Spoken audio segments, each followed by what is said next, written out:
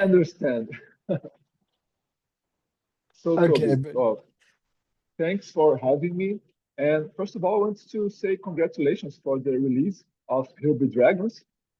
And well, the especially the two first records, the metal opera, they like conceptual records. Here in Here Be Dragons, is there an overall concept behind it, or the songs stand on their own?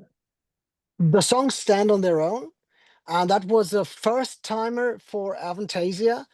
And I knew it was a bit of a leap into uncharted territory because Avantasia had been known for the overspanning, for the record overspanning concept. But I had come to a point where I love doing concept albums, and it's always been great to have a guideline and to have a conceptual backbone to wrap the different songs around. But for the first time, I really realized that I wanted to do something more freely. I wanted to do something, approach song by song and just see where it takes me. And still, I have the confidence. It was the 10th album. So I had the confidence that whatever I would do, it would have the spirit of Avantasia. Even if I wrote individual little short stories, like a storybook with short adventures, it still would be, in a way, a typical Avantasia album with a cohesive approach. And thus, the album title, Here Be Dragons, it's a term that comes from an ancient sea map to indicate uncharted territory as a warning for the navigators. Don't come here. Here be dragons. Uncharted. Nobody knows what there is. Maybe it's the edge of the world.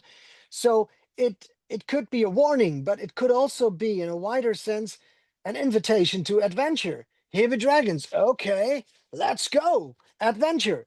And and that's the way I approached the album as well. I did not know where I was going. It was uncharted territory, but I knew I would go into a great adventure that would deserve the title Avantasia. And that's how I approached it. And I wrote 10 individual songs, and um it was so freeing. It was just like I was laying down shackles because as I said, when a concept guides you and when you have that concept in your mind and you want to chase it and do it, it's a great help, it's a great support. But when you feel differently and you just want to write short stories, it's weird to think about a concept when you really want to say something different. And also, I have to say, the previous albums, they have had a lot of burden to process mentally. They were, especially the album Paranormal Evening and also Moonglow a little bit. They were albums where I was really having I had to get things out, had to get things off my chest, things that were a burden and a black cloud over my head. And so they were not necessarily negative because I think I cannot do negative albums. It's but still they had some very heavy and deep and melancholic lyrics. And with this new album, I said, okay, now I'm going to face the wind, bring my enemies on. Let's go. Let's have a positive album. Let's have a powerful album, punchy album, 10 songs, one, two, three, four. Let's go. And that was the approach of the album. Yes. Well, since you mentioned dragons, I want to know if you like if you for example the representation of dragons in other pop culture films, books. For example, The Lord of the Rings, the Game of Thrones. Do you like dragons in pop culture? You know that I have an ambivalent connection to dragons because, of course, I like dragons as a blazon. I like them as a symbol. I mean, it's a powerful animal that has a connection with a flag of a knight order or whatever. It's like um, it's a very, very strong mythological figure and symbol. That's one thing. I mean, Ronnie James Dio, he had the dragon, and certain knights in literature, they were the knights of the dragon, and so of course, as a child, it's a very, very big symbol, and knows. Everybody who follows my art knows that I like to play with those symbols and with those classic pictures and images in my music. But I also think that in heavy metal, dragons had been a little bit overexposed recently, and also in movies. And I have to say, I rather watch Ivanhoe, the Black Knight, with Robert Taylor, and I think Liz Taylor is in there as well. I'm not sure, but I think so. Um, or Excalibur, the 80s movie. I rather prefer this over Game of Thrones, but that's just a personal preference. I rather prefer. uh, I rather prefer realistic. It's not realistic, anything that Roger Taylor has played in not Roger Taylor, Robert Taylor has played in movies is not quite realistic, but I prefer that over the dragon movies. I don't like dragons in movies. Maybe that's because I grew up at a time when dragons in movies looked really cheap and shitty. Like the 60s movie, was it 60s? Like uh the Nibelungen, the Nibelung saga. There's a movie of the 60s. And what was the dragon again? Was it Sleipnir? No, Fafnir. Fafnir, Fafnir. yeah, Fafnir, exactly. And Fafnir, he looked really, really cheapish. So maybe that's why I have a so-so connection to dragons of the of in movies, basically. Yes. Well, one of Avantasia's trademarks has always been featuring different guest vocalists. However, in recent albums, it feels like you've aimed for a more stable lineup. For example, we have Adrian Cohen and Harvey Langens became recurring members. Was this a natural decision to solidify the core lineup while still bringing special guests? Um, it's it wasn't a conscious decision that I made. It wasn't strategy. It's basically because I love to have a harmonic environment, and I love to work with people that I rely on and that I love and that I love to have around me. And it's like family. I'm a very eh, I don't want to say insecure person, but I love to be surrounded by people I have an emotional connection with. And so going on tour with people that I love makes things way more easy for me. And also, especially when those people have so many different facets and that so many skills that they couldn't have shown all of their skills yet. They have so many different things to say, and they give me, in the picture of Avantasia, so many opportunities to create new music. I mean, working with people like Bob Catley and Eric Martin and also Ronnie Atkins, Jeff Tate on the record, and Michael Kiske. It's just like it does something to me emotionally to write songs with them as my duet partner and sing something with them and have them shine and do their thing.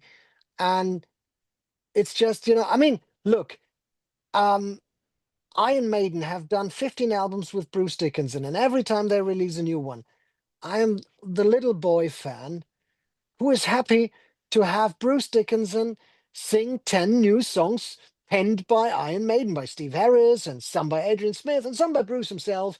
So, and it never gets boring, it never gets old.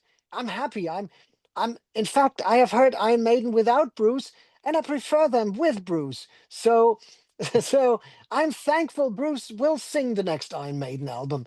So if Steve Harris can be creative just with Bruce Dickinson on the microphone, I think we can not complain about lack of options with 9 singers on the microphone, of whom 5 or 4 have previously appeared on Avantasia songs. We have all options in the world, and that's why I rely on old singers, on singers who have been singing with me, but still I have the option sometimes, there's not the right track for a certain singer, and then I think, okay, let's get Roy Khan in and let's do something different. I have all options. There's no rules, and I don't really think too much about it. I just follow my gut feeling and my heart and my instinct. Yes, well, you mentioned on your Facebook, I think, that the song Hear the Dragons is somehow a tribute to Andre Matos. Here in Brazil, since his passing, many tribute projects have emerged. And some fans feel that some musicians have become overly focused on honoring Andre instead of releasing new material. How do you view that? Do you think that it's valid for an artist who played with Andre in the past to keep paying tribute? Personally, I think it's a beautiful gesture. Um, Again, I don't think there's any rule, and you can only follow your heart and do what you feel. I think we should not make, or we should not read a strategy in everything bands are doing. Everybody follows their own heart. Some people may do calculated moves, but some people may as well just express their feelings and just follow their heart. And I never wanted to use Andre as a promotion gimmick or something as dirty as that. Um, I think, and I think I have not promoted it at all. I mean, even the song "Here Be Dragons," not the song itself is a tribute to Andre. There is a certain passage that referred to people. It's a song about escapism. Let me begin this way. It's a song about escapism and about people who need to get out of their reality for various reasons and set off on a journey in their own head, in their own imagination. That is what Here Be Dragons. It's an escape. It's an anthem for escapists. And there is a part in the song where I shine a light on the different motivations of people to disappear in their own little worlds. People who have own um their own story and their own burden and their own grief and their own things, their own motivation to be forced to escape into their own world. And I talk about different people in one passage, and one part of it is dedicated to Andre, just because I felt like I wanted to write it that way. It's just 4 lines or something, but I thought of him at that time. I wouldn't say it was used as a gimmick or I will always remember Andre, and I will always remind other people to remember Andre. And I don't think I have to, because people will remember Andre anyway. But um, whenever I remember Andre and remind people of Andre, I do it from a position of love and respect. And apart from that, I don't really blame anybody else for whatever they're doing. If a band says I'm going to focus um on paying tribute to Andre, if they feel like it, they everybody has to justify and to take responsibility for their own action. And if they can honestly do that, and if they want to do that, then do it. Nobody's feelings are wrong. If you feel a certain way and you say something and you do something a certain way because you feel it, then that's fine. Okay, well, you recently asked on your Facebook, I think, uh, for the fans to choose songs for you to play in the Latin America tour. And well, I read the suggestions, and I saw many fans mention 2 particular songs. The Final Sacrifice and The Chalice of Agony. What are your thoughts about this particular song so many years away from them? Um, the Final Sacrifice, I remember that was a weird song. It was a weird song. It had some heavy riffing, some riffing that Henyo really had to play. That was really. I remember it was for Henyo. It was really a challenge, but not too difficult. Henyo is a great player. Um, and and for me, it was quite some screaming. It was this Rob Halford is go. Uh, that's a challenge, and we're not gonna play that song. I have to disappoint anybody, you know.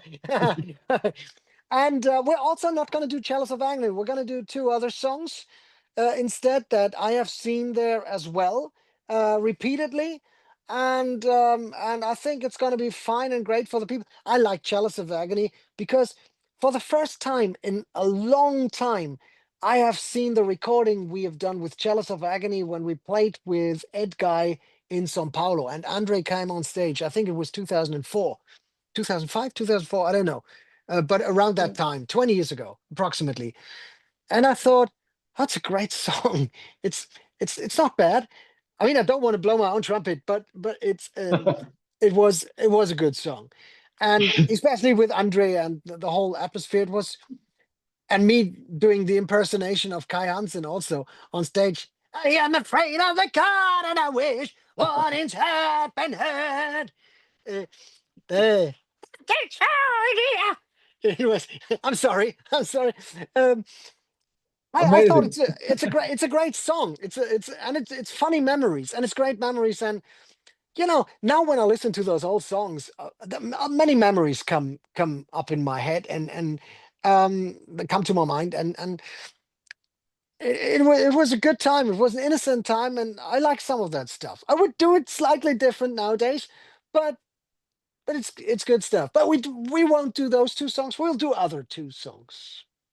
New songs that we Okay. haven't played, that we haven't played in a long time in Brazil. Yes, well, Toby, my last question for you is about the last Ed Guy record, the Space Police, included the song England. That's a tribute to Iron Maiden and Steve Harris. Well, you have already mentioned Iron Maiden in this interview, but I want to ask you if you have, for example, a top five Iron Maiden records. Top five Iron Maiden records. I would start with Power Slave. Live albums you don't count, right? You don't, no live albums, studio albums. Power Slave. Okay. I really like Power Slave. Just for Aces High and Power Slave and Rhyme of the Ancient Mariner and 2 Minutes to Midnight, which was, by the way, listen to Swords and Tequila by Riot. Steve, you little rascal. Anyway, um, I'm guilty too. I have been influenced by other bands as well. I stole from Iron Maiden when I wrote The Pharaoh, I have to say. Anyway, um, what was that? It was Power Slave. I really, really like Somewhere in Time. Well, Number of the Beast for the obvious reasons. Seventh Son of a Seventh Son, and No Prayer for the Dying. Oh, I know. I'm probably the only person in the world, but for some reason, and that's also a very interesting thing. I know the production was a bit. Bruce didn't like it himself. It was produced in the recording mobile studio in Steve Harris's house or whatever. I read about it. Anyway, but um, I listened to the record at a certain time in my life. I got it first on tape, pirate copy, but it's been too long ago. I can't be sued for that now. I got it from Jens, a vet guy, Jens Ludwig. He gave me the tape, and I listened to it and I copied it again. Criminal. Um, and I listened to it, and I couldn't. Have this. It's to me, it's a memory of a certain time in my life. Climb up to the sky, never wonder where to go. I listened to that back and forth. Holy smoke! Holy smoke! There are times when I wondered, and times when I cried. And I listened and I sang along, and it was a certain time in my life as a pupil in school. We were kids, we were 10, 12, 11 years old. I don't remember exactly. Jens and I, we were an undividable, close friends. And hey, you get this. Hey, I got something. I got a new Halloween record. I got a new Iron Maiden record. And it's a part of my childhood. And that's why I love that album. And I'm probably the only Iron Maiden fan in the world who loves that album. I love Tail Gunner. I love Holy Smoke. I love Be It the Devil or Be It Him. What was that again? Was it, or Better Watch Out, I'm the Assassin. Also, I like the record. I don't know. It was a time in my life.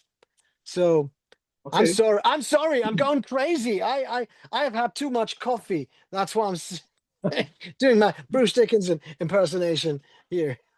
Sorry. No, wow, it was amazing. So, Toby, thanks for the interview. And please leave a final message to our Brazilian fans and good luck with the South American tour. Thank you very much. Hello, Brazil. Hello, my friends. Thank you all for your support of 25 years and counting, I hope.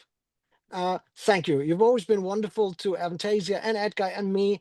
And I can't wait to be back 3 weeks, 29th of November, live in São Paulo. And we're going to have a blast. We're going to celebrate music together, and we're going to have a great evening together, a long show with many songs.